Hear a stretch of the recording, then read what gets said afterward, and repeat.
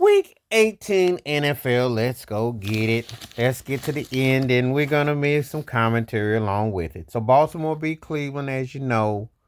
Now, will Lamar Jackson get his third MVP? I don't think it's so, but he definitely had a year for the ages, actually better than his MVP last year. And Derrick Henry had a quiet 1,900 yards. He did cool off in that Philadelphia game and that duo against him and Saquon Barkley, but the Ravens look like they could be a problem in the playoffs. We will see.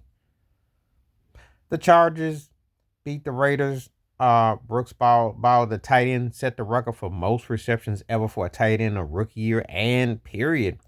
There was a time when you caught 100 balls. That was national news. Well, for a tight end still. Chargers played pretty good coming on. Harbaugh and Herbert, we will see what that means. I don't know.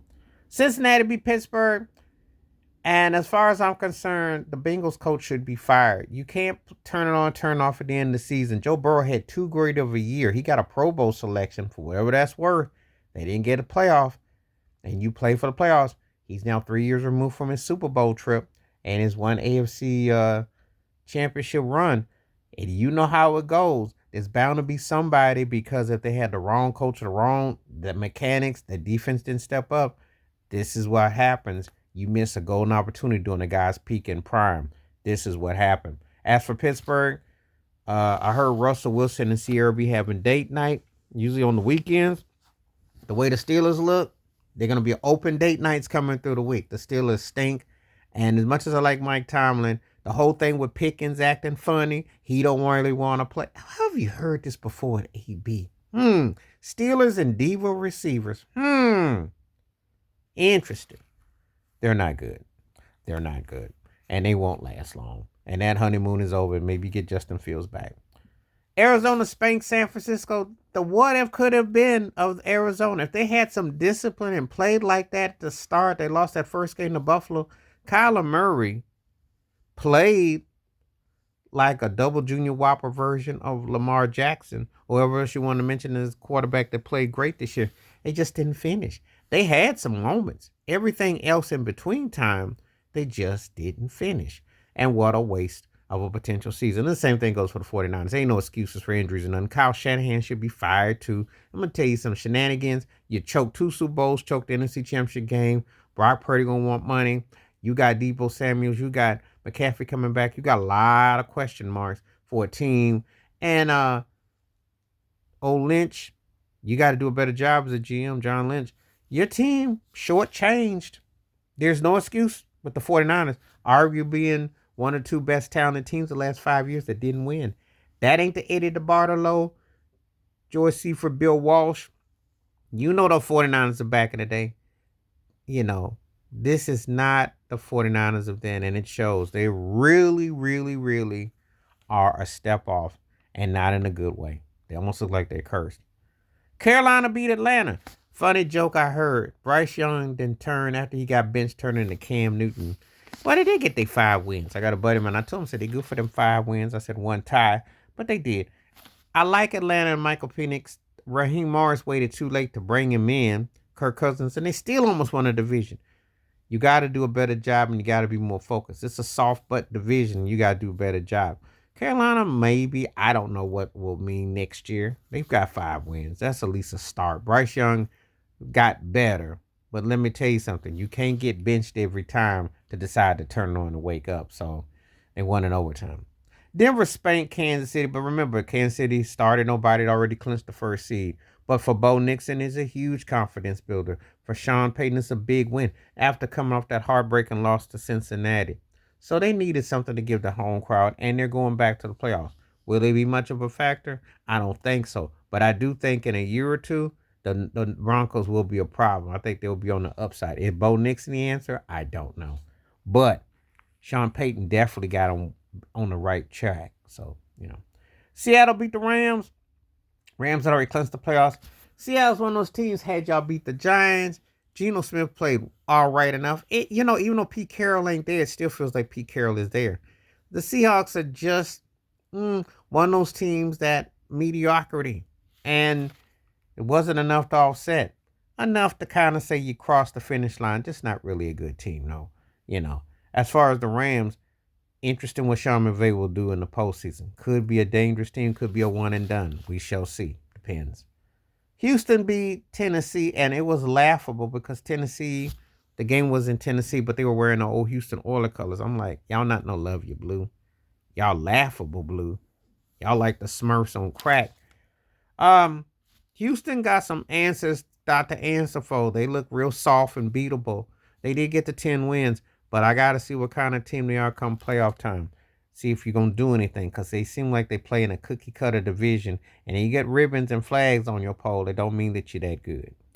Philly beat the Giants. You know I boycotted that mess. No Saquon Barkley. I don't care what nobody says. Yeah, they were going to beat them, but it should have been nice if he'd have gotten a record. I will not forgive Philly for that mess. And the NFL for having extra games, because that's a waste of time and money. Indy beat Jacksonville. Jonathan Taylor put up another 177. That seemed to be his thing.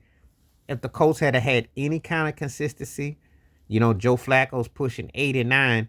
You got anything. Anthony Richardson, wake up. Anything. He could have been a payoff team, because he kind of underachieved. Jacksonville, well, Mac and Cheese Jones, and ain't going to be a lot of turnover there. And Trevor Lawrence, I don't know. Not good. Washington beat Dallas. If you are a Washington fan or a Kansas City fan, you done had your heart hanging and dangling all year. You know their games always end with the crazies. Mariota came in for Daniels and did a better job and beat Dallas in the final seconds. And big win for Washington. Get 12 wins. They're in the playoffs.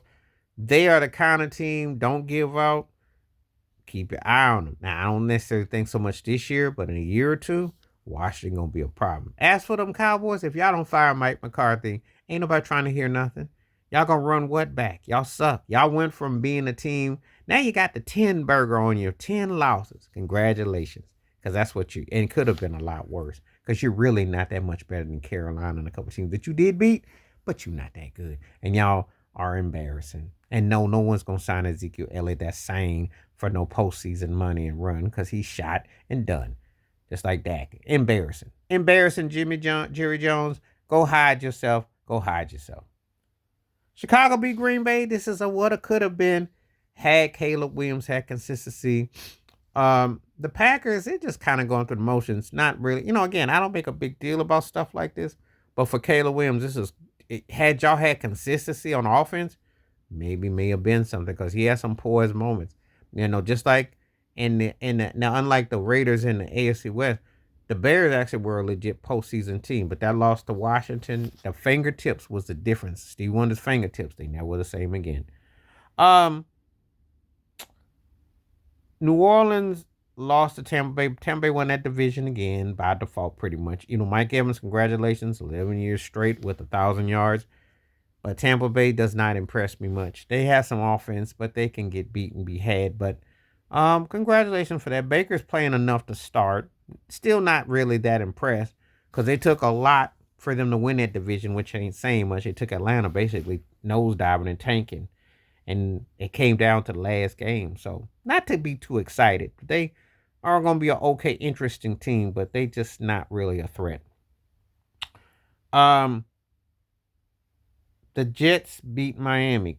Probably arguably the last game of Aaron Rodgers in New York, maybe for good. I hope so. That turkey did get this 500 career touchdown.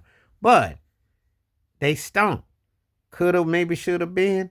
Can't get excited about no 5-12, and you cried and moaned and ran the coach out and all that, and your defense just didn't really do nothing. On the other side of the ball, Tyreek Hill checked out. Can't say I blame him. You know, he got harassed by the cops to start the season, and he got walked away. You know, it hadn't turned out. A message to people like Tyreek Hill: when you got it going good, don't mess up a good thing. Should have kept your butt in Kansas City. You're getting the Kevin Durant reality check. Why would you go to Miami and McDaniel and Tua and them? You and Wilder could have been like the Marx brothers, instead y'all like Groucho Marx and the mustache like because y'all just not that good. And you're soft and play no defense. You're allergic to the cold. You was fumbling the ball. All you had to do was win yesterday. You couldn't do that. And the process of elimination, and you're done. And no one is taking you serious.